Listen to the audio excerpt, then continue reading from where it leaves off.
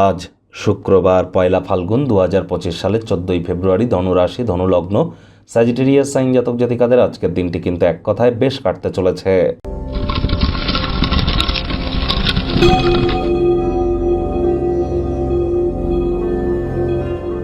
ভিডিওটির শুরুতেই রাজযোগ চ্যানেলের তরফ থেকে আপনাদের সকলকে হ্যাপি ভ্যালেন্টাইন্স ডের হার্দিক শুভেচ্ছা ও অভিনন্দন রইল।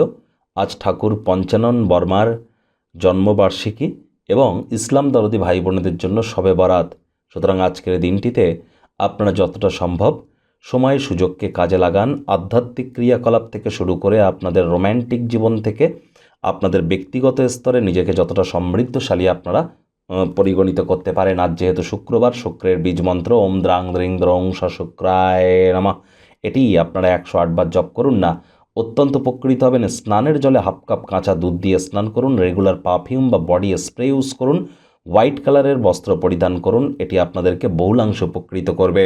সনাতনী হিন্দু মহিলারা আজ নিরামিষ খেয়ে সন্ধ্যাবেলার সময় স্নানাদি সেরে লক্ষ্মীর ঘটের সামনে বসে লক্ষ্মীর পাঁচালি পড়ুন। নিজের মনস্কামনা মাতা লক্ষ্মীকে জানান, তিনি অবশ্যই আপনাদেরকে তা পূর্ণ করবেন। ভাগ্যমিটার আজ আপনাদের বলছে 8.5 আউট অফ 10। ভাগ্য আপনাদের অনুকূলেই থাকবে। আচার ব্যবহারে নম্রতা, ভদ্রতার কারণে প্রশংসার পাত্রপাত্রী আপনারা হতেই পারেন। কায়িক পরিশ্রম হলেও শরীর মনে সতেজতা এবং তরতাজাই আপনারা অনুভব করবেন। দিনের শুরুটা আপনাদের কেমন যাবে সেটি বড় কথা নয়, দিনের শেষভাগে যথেষ্ট পরিমাণে অর্থ আপনারা উপার্জন করতে সক্ষম হবেন। নতুন উদ্যোগ পরিকল্পনার পাশাপাশি নতুন নির্মাণ কার্যের শুরুয়াত করা যেতেই পারে। বাণিজ্যিক উদ্দেশ্যে গৃহীত কোনো যাত্রা বা ভ্রমণ আপনাদের ক্ষেত্রে লাভদায়ক প্রমাণিত হবে। মানুষজন আপনার প্রচেষ্টার জন্য কর্মক্ষেত্রে আপনাকে পরিচিতি প্রদান করবে।